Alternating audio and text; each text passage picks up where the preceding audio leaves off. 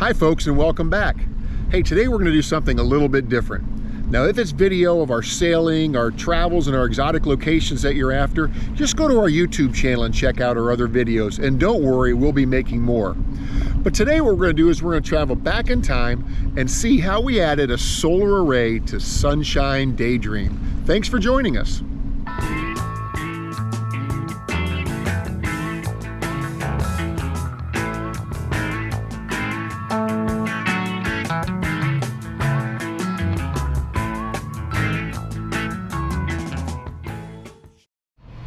Hi folks, hard to believe that just 2 days ago Tracy and I were anchored off a deserted beach in the heart of the Bahamas, and today we're here in the middle of downtown Fort Lauderdale, Florida. So we've been sailing through the Bahamas, but we've made a detour and we've come over here. And why did we do it? Well, Sunshine Daydream is designed for us to live off-grid for a considerable amount of time. We make our own water, we have sails to get us from point A to point B, and we have batteries that power our lifestyle on the boat. Before we left St. Petersburg, we upgraded the battery power, but it turns out our Achilles heel is our ability to recharge our batteries on a timely basis. So we've come back to Fort Lauderdale to add additional solar power to the boat to give us a little bit more juice in our day-to-day lives. Our boat is currently powered by 6 150 amp hour AGM batteries. We've got 3 on this side of the engine compartment and 3 on this side of the engine compartment. With AGM batteries, you can use about 50% of the total capacity before they have to be recharged. So in our case, that's about 450 amp hours of capacity that we can use. To enjoy the boat the way we like to enjoy it, we do need lots of battery power. Our main draw on the batteries is our 2 refrigerators and 1 freezer that we use to stock up all of the food that we need for these trips. We also have lights, electric toilets, fans, things like that take up a lot of power each day. We have to recharge those batteries on a regular basis to keep the power up. So we've got 3 ways of recharging the batteries. The first one is we can run the engines, and they have an alternator just like your car, and that recharges the batteries over time, but it does take some time to do that. We also have a generator, and the generator can be run, and it has an alternator and a battery charger that also charges the batteries. And then the third way is solar power. So we're back in Fort Lauderdale to work with Chris Spencer of Dedicated Marine to have about a 1500 watt solar array added to the back of our boat.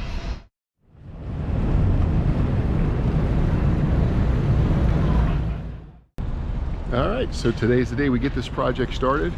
Rather than go to a boatyard, they came to me, and we're going to do this right here in the heart of Fort Lauderdale on the New River.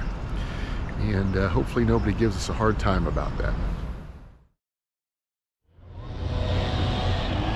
So they call this piece the gantry, the solar gantry, and they actually build this and wire it up in the shop before they show up here at the boat.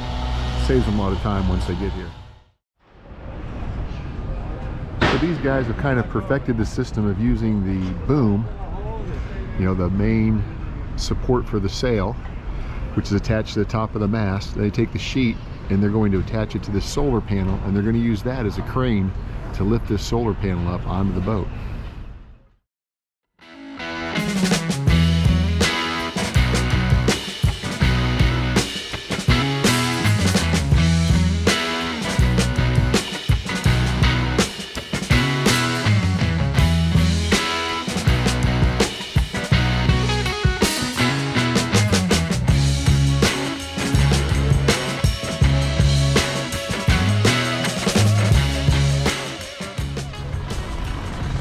So we disconnected the main sheet from the Traveler, and we're using that as a crane to pick this thing up.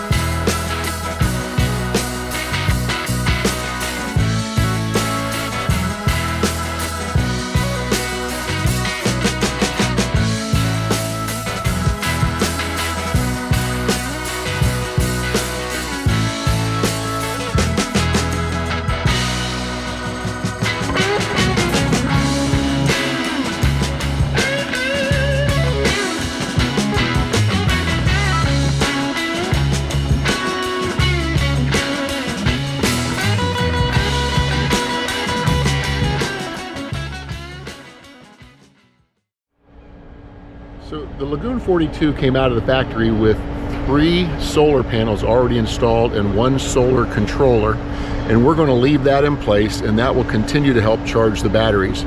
We're adding 4 solar panels and 4 solar controllers.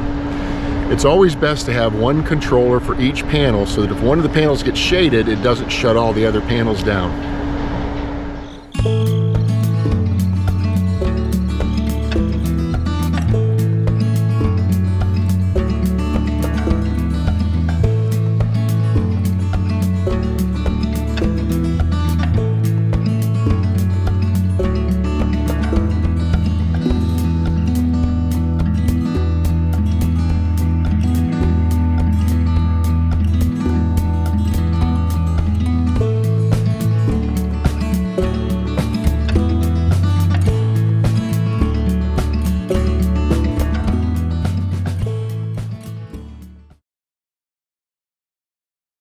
All right, we've been back in the Bahamas for about a month now, and we've had some time to test out our new solar charging system, and we couldn't be happier. Before the installation of the new solar, we were running our generator about 3 or 4 hours a day just to keep the batteries charged. In the last month, we haven't had to run our generator at all to charge the batteries. On a normal Bahamian day, we're able to get our batteries charged back to 100% with no issues. Making water does take a little bit of extra power, but on a nice sunny day, we're even able to make water for a few hours and still get back to a full charge. Now, yeah, it's not always perfectly sunny here in the Bahamas, and there have been a few days where we didn't get back to full charge, but we were able to get right back up there within a couple days after. On the Lagoon 42, we have a washing machine and air conditioning, and none of that runs directly off battery power. We still need to run our generator to run those type of things, but we rarely do. For those to be fully run off battery, we probably have to switch over to a lithium style battery and probably add more solar, upgrade our inverters, but we don't see any of that as being necessary right now. So thanks for joining us. Now, I realize this has been a very non-technical video about the installation of solar power on a boat. And if you'd like to take a deeper dive or would like more detail including the cost, you can put a note in the comments below, or better yet, go to our website, svsunshinedaydream.com, and you can email me there. So thanks again, and we'll be back to sharing our adventures in the next episode. Sunshine